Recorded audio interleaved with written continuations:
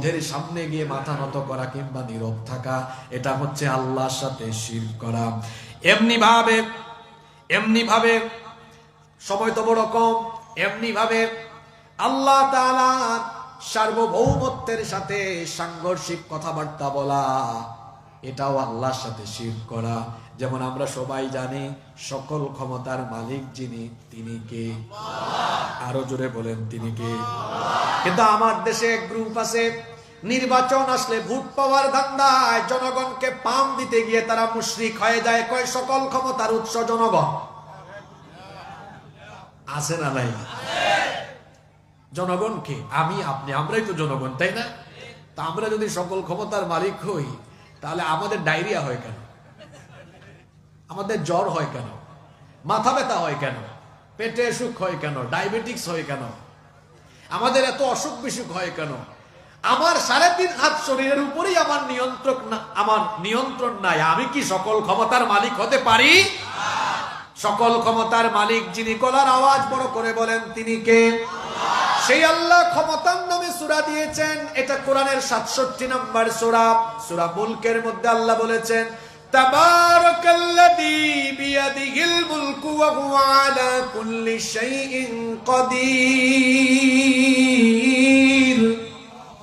বরকতময় সুমহান সেই সত্তা যার হাতে সকল ক্ষমতা, সকল ক্ষমতার মালিক যিনি, তিনি কে? আবার অন্য আয়াতে আল্লাহ বলেছেন, আন্নাল কুওয়াতা লিল্লাহি জামিআ। সব ক্ষমতা যার হাতের মুঠায়, তিনি কে? সকল ক্ষমতার মালিক জনগণ। এই কথা কারা বলে? এই পরিচয় আজকে বলে দিয়ে যাই। সকল ক্ষমতার মালিক জনগণ এই কথা বলে ইলেকশনের টাইমে জনগণকে পাম্পট্টি দিয়া জনগণের কাছ থেকে ভোট নেয়। তারপরে দেখা যায় জনগণ যদি তাদেরকে ক্ষমতায় না চায়, তখন তারা ক্ষমতার মালিককে তা বুঝায় দেয়।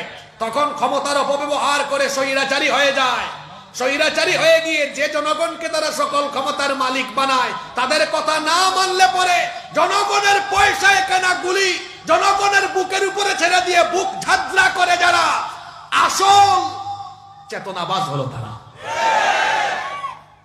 সকল ক্ষমতার মালিক জনগণ এই কথা বলে জনগণ থেকে ভোট নিবে, তারপরে আবার জনগণের বুকের উপরে কি চালাবে?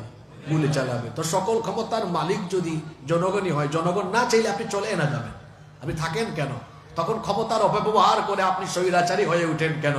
আর ক্ষমতার অপব্যবহার করে পৃথিবীতে যুগে যুগে স্বৈরাচারী হয়েছে যারা, ধ্বংস হয়েছে তারা। এই আপনাদের সাতকানিয়া লোহাগাড়ায় এক ব্যক্তি আলেম নামের জালেম হয়ে এই সাতকানিয়া লোহাগাড়ার মানুষের উপরে বছরের পর বছর যে দুর্ব্যবহার তাদের সাথে করেছে, এবং এই সাতকানিয়া লোহাগাড়ায় ভালো ভালো আলেমদেরকে ঢুকতে দেয় নাই, আলেমদের সাথে বেয়াদবি করেছে, আজকে সে নিজেই সাতকানিয়ায় ঢুকতে পারে না। আমি যখন গত বছর সাতকানিয়ায় ওনার ব্যাপারে 2-3 লাইন বলে দিলাম, উনি চট্টগ্রামে, আপনারা তো জানেন আমি আইইউসিতে পড়াশোনা করেছি, আমার উস্তাদদেরকে দিয়ে তিনি বলেছেন তাকে বলেন তার বক্তব্য প্রত্যাহার করতে, ক্ষমা চাইতে, এবং তাকে বলেন তার বক্তব্য অনলাইন থেকে সরিয়ে নিতে, তার সার্টিফিকেট আটকায় রাখবো। আমি তখন বলেছি, আমরা সার্টিফিকেটের জন্য পড়াশোনা করে নাই, আমরা পড়াশোনা করেছি হক কথা, আল্লাহর কথা মানুষের সামনে তুলে ধরার জন্য। আজকে তার এত অহংকার কোথায় গিয়েছে? অহংকারী হয়ে উঠবে যারা, অহংকারী হয়ে উঠবে যারা, আল্লাহর গজবে পড়বে তারা। আল্লাহ এখান থেকে আমাদেরকে শিক্ষা নেওয়ার তৌফিক দান করেন। সকল ক্ষমতার মালিক জনগণ, এই কথা বলা এটা মারাত্মক রকমের কুফরি কথা, এবং এটা আল্লাহর সাথে শিরক। শুধু তাই নয়, আল্লাহর জমিনে আল্লাহর আইনের বিরুদ্ধে আইন প্রতিষ্ঠার সংগ্রাম করা, এটাও রাষ্ট্রীয় পর্যায়ে আল্লাহর সাথে শিরক করা। এই জমিনটা কিভাবে চলবে, এই জমিন চালানোর জন্য বিধান দিয়েছেন কে? আলা লাহুল খালকু ওয়াল আমর, সৃষ্টি যার, আইনও চলবে। এখন আল্লাহর আইন বাদ দিয়ে আপনি মানুষের তৈরি করা আইন প্রতিষ্ঠার কাজ করছেন। কোন কোন ক্ষেত্রে তো এমন হয় মানুষের তৈরি করা আইন সরাসরি আল্লাহর আইনের বিরুদ্ধে সাংঘর্ষিক হয়। কিরকম সাংঘর্ষিক হয় আপনাদেরকে কয়েকটা উদাহরণ দেই আমি। এই বাংলাদেশে 17 বছরের একটা ছেলে যদি 15 বছরের একটা মেয়েকে বিয়ে করে, বলেন তো এই বাংলাদেশের আইনে এটা ভালো কাজ না অপরাধ? জোরে বলেন। এটার নাম কি বিবাহ? বাল্য বিবাহ। এখন আপনারা বলেন তো এটা কি আল্লাহর আইনে অপরাধ? জোরে বলেন। আল্লাহ করেছেন হালাল, আপনার দেশের আইন করে ফেলেছে। এবার 17 বছরের একটা ছেলে 15 বছরের ছেলেকে নিয়ে যদি কলেজে, বিশ্ববিদ্যালয়ের ক্যাম্পাসে দুইজন বসে বাদাম খায়, বুট খায়, একটা আরেকটা খাওয়ায় দেয়, কবুতরের জুড়ার মতো বসে থাকে, ডলাডলি মাখামাখি করে, এটা আল্লাহর আইনে অপরাধ এবং হারাম। কিন্তু আপনাদের দেশের আইনে ব্যাপারই না।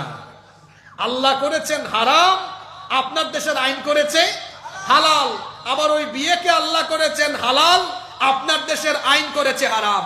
আল্লাহ যেটা হালাল করেছেন, আল্লাহর আইনে যেটা হালাল, যদি দেশের আইনে, রাষ্ট্রের আইনে সেটা হয় হারাম। আল্লাহ যেটা করেছেন হারাম, দেশের আইনে যদি হয় সেটা হালাল। এটা হলো রাষ্ট্রীয় পর্যায়ে আল্লাহর সার্বভৌমত্বের সাথে শিরক করা। যুগের পর যুগ এটা চলছে। মাদক, মদ, এটা হালাল না হারাম? আল্লাহ কি বলেছেন? ইন্নামাল খামরু ওয়াল মাইসিরু ওয়াল আনসাবু ওয়াল আজলামু রিজসুম মিন আমালিশ শাইতান। আল্লাহ বলেছেন এটা শয়তানি কাজ এবং এটা টোটালি হারাম। আপনার দেশে এটা সীমিত পরিবেশে, সীমিত পরিসরে জায়েজ আছে। ওই ঢাকায় গেলে দেখবেন আপনি গুলশানে, বনানীতে অনেক জায়গায় রেস্টুরেন্টের সামনে সাইনবোর্ড টানানো আছে, লেখা আছে এই রেস্টুরেন্টে মাদক নিয়ন্ত্রণ অধিদপ্তরের অনুমোদিত বারের বিশেষ ব্যবস্থা রয়েছে। আল্লাহ করেছেন কি হারাম, আর তারা করেছে সীমিত পরিবেশে, সীমিত পরিসরে হালাল। তা আল্লাহ যেটা হারাম করেছেন, দুনিয়াতে কেউ এটা হালাল করতে পারবে? আল্লাহ তাআলা জমিন পরিচালনার জন্য বিধান দিয়েছেন, সেভাবে জমিন চললেই কল্যাণ। এবং প্রত্যেকটি মুসলমান আল্লাহর বিধান কায়েমের জন্য প্রচেষ্টা করবে, কায়েম করতে পারুক আর না পারুক প্রচেষ্টা করবে। আপনি যদি আল্লাহর দিন কায়েমের প্রচেষ্টা না করে উল্টা আল্লাহর আইনের বিরুদ্ধে দাঁড়ান, তাহলে এটা তো আল্লাহর সার্বভৌমত্বের সাথে শিরক হয়ে যায়। আজকে আমার দেশে কিছু জাহেল অজ্ঞ মুসলমান বের হয়েছে, নিজে আউযুবিল্লাহ বিসমিল্লাহ শুদ্ধ করে পড়তে পারে না। আউযুবিল্লাহ বিসমিল্লাহ পড়তে গেলে ভুল হয় 30টা। তারা আলেম উলামারা যারা মানুষকে কোরআন হাদিসের কথা শোনান, সেই আলেমরা যখন বলেন এই কোরআন দিয়ে রাসূল 10 বছর মদিনা রাষ্ট্র চালিয়েছেন, সুতরাং সেখান থেকে আদর্শ গ্রহণ করে কোরআনের আলোকে সমাজ রাষ্ট্র পরিচালনা করার জন্য আমাদের সবাইকে ঐক্যবদ্ধ হয়ে কাজ করতে হবে। এই কথা আজকে বলার কারণে এক চেতনা ব্যবসায়ীর বিদায় হতে না হতে আরো কিছু চেতনা ব্যবসায়ীর আগমন ঘটেছে, যারা এই কথা বললেই আলেমদেরকে এখন ধর্ম ব্যবসায়ী বলে গালি দিচ্ছে। ইসলামের আলোকে রাষ্ট্র পরিচালনা করা এটা ধর্ম ব্যবসা নয়, বরং ইসলামের আলোকে রাষ্ট্র পরিচালনা করা এটা রাসূল করিম সাল্লাল্লাহু আলাইহি ওয়াসাল্লামের সুমহান আদর্শ এবং সুন্নাহ। ধর্ম ব্যবসা কোনটা আমরা জানি।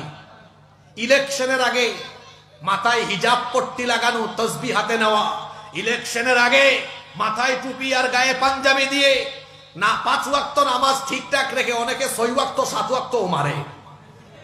একবার আসরের নামাজে ইলেকশনের টাইমে এক প্রার্থী এক মসজিদে ঢুকে নামাজ আদায় করেছে, কিছুক্ষণ পর সামনে বাজারে গিয়েছে। আপনারা দেখবেন বাজারের মসজিদে সাধারণত একটু 5-10 মিনিট দেরিতে জামাত শুরু হয়। তো বাজারে যাওয়ার পরে দেখছে ওখানে আসরের নামাজ মাত্র শুরু হয়েছে। সে তার সাথে যারা সমর্থক ছিল সবাইকে বললো ঢুকো মসজিদে। কয় স্যার একটু আগে না নামাজ পড়লাম। কয় চুপ থাক, এখন ইলেকশনের টাইম, যতবার সুযোগ পাবি ততবার পড়বি। এরকম ইলেকশনের টাইমে নতুন নতুন নামাজি হয়ে পাঞ্জাবি টুপি গায়ে দিয়ে তারপরে আলেম উলামাদের কাছে গিয়ে নিজেকে ইসলাম প্রিয় দাবি করে ক্ষমতায় যাওয়ার পরে ইসলামের বিরুদ্ধে যারা কাজ করে তারাই হলো প্রকৃত ধর্ম ব্যবসায়ী। আলেমরা কখনো ধর্ম ব্যবসায়ী নয়। আলেমদের পরিচয় হলো ওয়ারাসাতুল আম্বিয়া, তারা নবীগণের ওয়ারিস। সুতরাং এই সাতকানিয়ার ভাই বোনদেরকে আমি বলে যেতে চাই, আমরা সবাই আল্লাহর জমিনে আল্লাহর আইন কায়েমের পক্ষে। আমরা মানুষের তৈরি করা আইনের বিপরীতে আল্লাহর আইন প্রতিষ্ঠার পক্ষে কাজ করব ইনশাআল্লাহ। কারণ আল্লাহর আইনের বিরুদ্ধে মানব রচিত মতবাদ প্রতিষ্ঠার কাজ করা এটা কার সাথে শিরক করা? জোরে বলেন, কার সাথে শিরক করা? আল্লাহ আমাদেরকে হেফাজত করেন। মুশরিক যারা, মুশরিকদের কঠিন পরিণতি, মুশরিকদের পরিণতি হলো জাহান্নাম। জোরে বলেন, মুশরিকদের পরিণতি কি? মুশরিকদের পরিণতি হলো জাহান্নাম। এরপরে